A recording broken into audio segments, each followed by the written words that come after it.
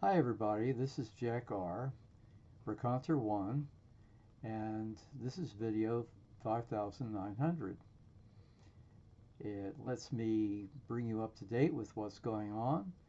Fortunately, the car shows are multiplying as we speak, and that's a good thing because it gives me an opportunity to get out there and see cars that I haven't seen for at all, really. And I get to go to a car auction every once in a while, and the Daytona Turkey Rod Run is, of course, a big source of cars that I've never seen. So it's a good thing, and I really wish you all happy holidays. We're right now approaching the season of the holidays, and Thanksgiving, I guess, has just passed, judging by when this video is going to be shown. And Christmas and Yuletide and so on are all coming up. So I wish you all, whatever holiday you celebrate, I wish you a happy one. And let's hope that the new year brings relief from some of the miseries we've suffered over the past couple of years. So let me also tell you a little bit of a story about one of the cars that we used to have and some of our experiences with it. You know, I do video a lot of Ramblers, and the Ramblers generally have a good reputation. And we had one. We had a 1958 Rambler cross country. It was a used car. It was 3 years old at the time, and it looked pretty good cosmetically. The exterior was good, the interior was good, and I forget how many miles it had on it. I'd say maybe 30,000 miles. One of the interesting things is it had air conditioning. It had the overhead valve 6, and it had air conditioning, which was unusual for Rambler, and that functioned very well. But that was not the end of the story. We knew the dealer. He was a small dealer in town, and so we trusted him and took the car on various trips, not very far away.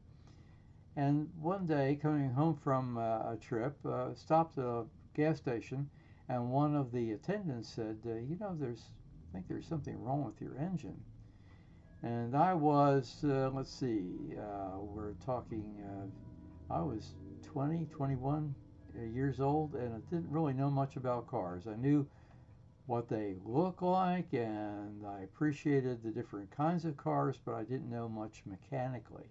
So I wasn't very good at spotting problems with the mechanics of the car. So he said, you better go back to your dealer and have them check that engine. So indeed, we did go back to the dealer and check the engine. Turns out that it needed a rebuild. So what they did, evidently, was take the pan off, and they evidently put new rings on the pistons, maybe rebored the cylinder walls, and put it back together. Well, after they did that, we noticed that the oil consumption went way up, and at about every 1,000 miles, it would be a quart low. So it was noticeable. You could see the smoke coming from the exhaust. What I think happened is I think that they didn't touch the head of the car, the heads.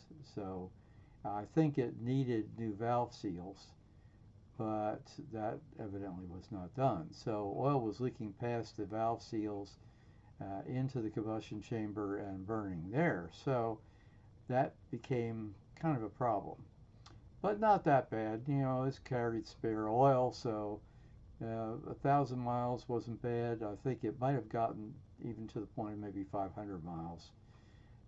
Had another quart low, so it just kept the oil handy. one more troublesome a little bit was the fact that we had some problems with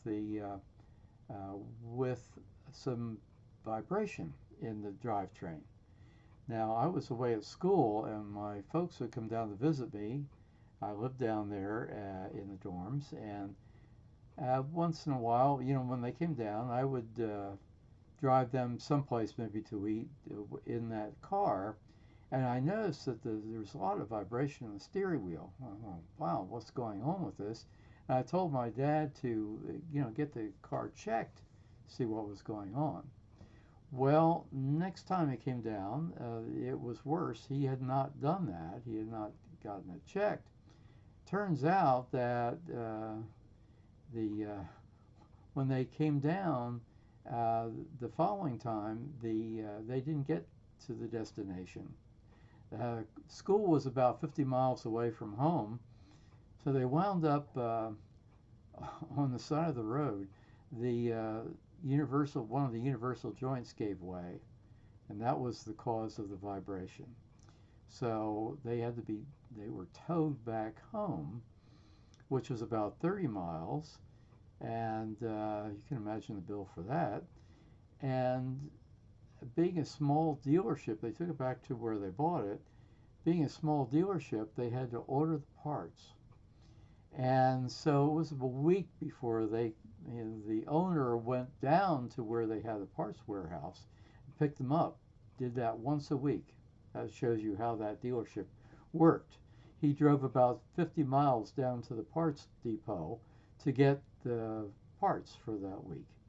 At any rate, got the car back in working condition, but soon after we decided that it's probably time to part our ways. I think in retrospect that car was at one time a good car, but I don't think it was maintained. I think they probably didn't change the oil, and I think that it just didn't have the routine inspections that it should have had to keep it in good shape. So we wound up getting what did we get? We got a Falcon, a 1961 Falcon. And that's a story for another time. And that car was not without problems, too. So we had our share. But at any rate, well, fortunately, nobody was hurt. No people were injured in this with the Rambler. So I guess we got away easy. So I would remind you that when you check out my channel, please hit the like button if you like the video, because what happens is YouTube uses that as an algorithm, and if you get a lot of likes, it lets that video be shared with more people, and causes it to pop up as a suggested video. So the more the videos are liked, the better it is for me, for the advertisers, etc., etc.